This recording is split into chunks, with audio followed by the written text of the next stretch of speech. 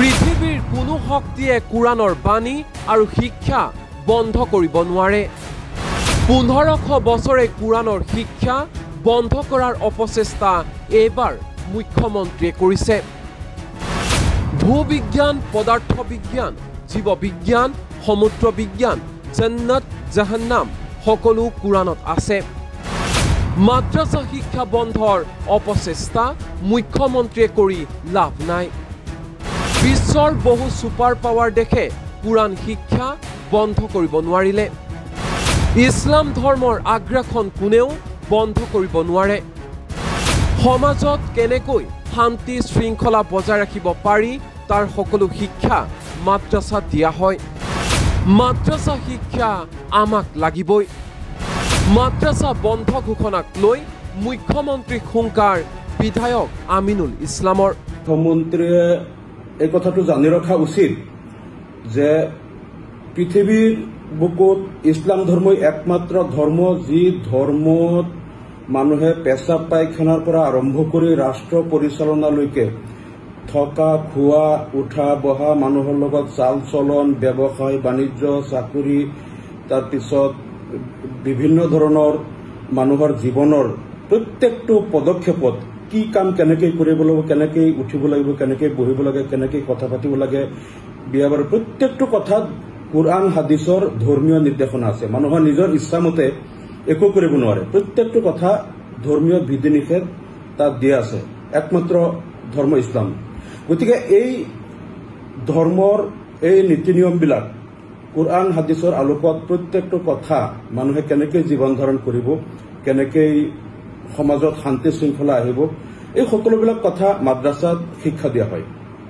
আৰু সমাজৰ পৰা 2-4জন লোক তেওঁলোক আলিম হিচাপে শিক্ষিত হৈ আহি বাকী মানুহক এই কথাবিলাক জনায় আৰু বাকী মানুহসকলে আলিমসকলৰ পৰা শিকি বুজি লয় কোনটো কাম কেনেকৈ কৰিব লাগে, ধৰ্মীয় ৰীতি নীতিবিলাক তেওঁলোকে আলিমৰ পৰা শিকি লয়। গতিকে মাদ্ৰাছাটো অপৰিহাৰ্য। ইছলাম ধৰ্মত মাদ্ৰাছা শিক্ষা আৰু ধৰ্মীয় শিক্ষাটো থাকিবই আৰু লাগিবই।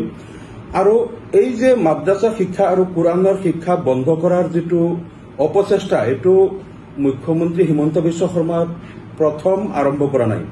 এইটো 1000 বছৰ পূৰ্বে যেতিয়া কোৰআন অৱতীৰ্ণ হৈছিল আমাৰ নবী হজৰত মুহাম্মদ সাল্লাল্লাহু আলাইহি ওয়াসাল্লামৰ ওপৰত কোৰআন যেতিয়া নাজিল হৈছিল, তেতিয়াই কিন্তু কোৰআনৰ শিক্ষা যাতে মানুহৰ ওচৰত যাব নোৱাৰে, কোৰআনৰ শিক্ষা বন্ধ কৰাৰ কাৰণে তেতিয়াই আবু জেহেল, উতবা, আবু লাহেব, সাইবা, তাৰপিছত ৱালিদ বিন মুগিৰা এনেকুৱা যিসকল নেতৃস্থানীয় তাৰ কুৰাইশসকল আছিল, তেতিয়াই তেওঁলোকে কিন্তু এইটো সৰ্বাত্মক প্ৰচেষ্টা কৰিছিল যাতে এই কোৰআনৰ বাণীবিলাক মানুহৰ ওচৰলৈ যাব নোৱাৰে।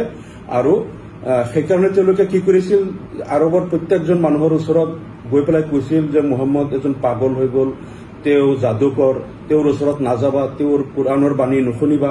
আৰু আৰৱৰ বা অন্যান্য দেশৰ পৰা মক্কালৈ যিমান মানুহ আহিছিল, সেই মানুহসকলৰ ওচৰত আগতীয়াকৈ তেওঁলোকে গৈ পেলাই কৈছিল যে তোমালোকে ইয়াত মুহাম্মদ নামৰ এজন মানুহ আছে, তেওঁৰ ওচৰত নাযাবা, তেওঁৰ কথা নুশুনিবা, তেওঁ যাদুকৰ হয়, আৰু তোমালোকে কাণত আঙুলি দি ৰাখিবা তেওঁৰ ওচৰত গ'লে।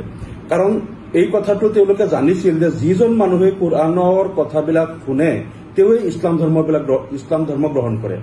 কাৰণ এই কোৰআনৰ বাণীত ইয়াত যিটো মানৱ সভ্যতাৰ ইতিহাস, তাৰপিছত যিটো ইয়াত আছে ভূবিজ্ঞান, পদাৰ্থ বিজ্ঞান, নভোমণ্ডল, ভূমণ্ডল, সমুদ্ৰ বিজ্ঞান, তাৰপিছত জীৱ বিজ্ঞানৰ যিমান কথাবিলাক ইনফৰমেশ্যন দিয়া আছে, তাৰপিছতে ইহকাল, পৰকাল, মৃত্যু পৰৱৰ্তী জীৱন, জান্নাত, জাহান্নামৰ যিবিলাক ইনফৰমেশ্যন কোৰআনত দিয়া হৈছে, যোনেই শুনে তেওঁ জানে যে এই কথাবিলাক কোনো মানুহে সৃষ্টি কৰিব পৰা কথা নহয়। আৰু দ্বিতীয় কথাটো হ'ল যে কোৰআনৰ যিটো বাক্য শৈলী, বাক্যৰ গঠন প্ৰক্ৰিয়া আৰু যিটো ব্যাকৰণ শৈলী আৰু উচ্চ স্তৰৰ যিটো ভাষা ইয়াত ব্যৱহাৰ কৰা হৈছে, এই ভাষা আৰু এনেধৰণৰ বাক্য শৈলী, কথন শৈলী কোনো মানুহে সাহিত্যিক কবিসকলে সৃষ্টি কৰাটো সম্ভৱপৰ নহয়। আৰু তাৰোপৰি হজৰত মুহাম্মদ সাল্লাল্লাহু আলাইহি ওয়াসাল্লাম আছিল নিৰক্ষৰ, তেখেতে কোনোদিন আনুষ্ঠানিক লিখা পঢ়া কৰা নাই। গতিকে তেখেতৰ নিচিনা এজন মানুহৰ পক্ষে ইমান উচ্চ স্তৰৰ ভাষা আৰু সাহিত্য সম্ভাৰ থকা আৰু ইমান ধৰণৰ জ্ঞান সম্ভাৰ থকা মানুহে নজনা কথাবিলাক, বিভিন্ন বিষয়ৰ কথাবিলাক তেওঁৰ পক্ষে ৰচনা কৰা সম্ভৱ নহয়।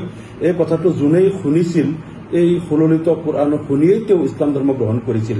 আৰু এই কথাটো যেতিয়া আবু জেহেল উদ্বা চাহিবাহঁতে গম পালে যে কোৰআনৰ কথা যোনেই শুনে তেওঁই ইছলাম ধৰ্ম গ্ৰহণ কৰে, সেইকাৰণে তেওঁলোকে সকলো মানুহক ওচৰত গৈ পেলাই কৈছিল যে তোমালোকে মুহাম্মদৰ কথা নুশুনিবা, তেওঁৰ ওচৰত নাযাবা। বাহিৰৰ মানুহবিলাকক যেতিয়া কৈছিল তোমালোকে এই মানুহজনৰ ওচৰত নাযাবা, কাণত আঙুলি দি ৰাখিবা, এই মানুহজনৰ ওচৰত যাওঁচোন, গৈ পেলাই শুনো তেওঁ কি কয়।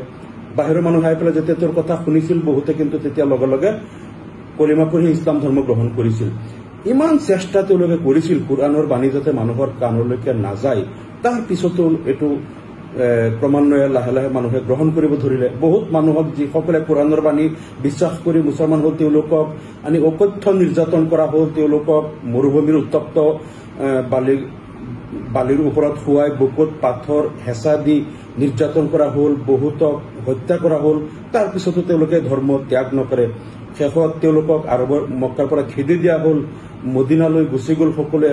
তাৰ পিছতো এটা সময়ত পাৰস্য সাম্ৰাজ্য আৰু ৰোমান সাম্ৰাজ্য তেতিয়া বিশ্বৰ দুটা ছুপাৰ পাৱাৰ আছিল, আটাইতকৈ পৰাশক্তি আছিল। সেই দুটাও বহুত চেষ্টা কৰিলে, ইছলাম ধৰ্মৰ আগ্ৰাসন ৰোধ কৰিব নোৱাৰিলে। এটা সময়ত গৈ সমগ্ৰ মধ্যপ্ৰাচ্য, মধ্য এছিয়া, দক্ষিণ এছিয়া, তাৰপিছত আফ্ৰিকা আৰু পূব ইউৰোপৰ প্ৰায় 2/3 পৃথিৱীৰ বুকুত কিন্তু এই কোৰআনৰ বাণী গৈ পালে আৰু মানুহে ইছলাম গ্ৰহণ কৰিলে।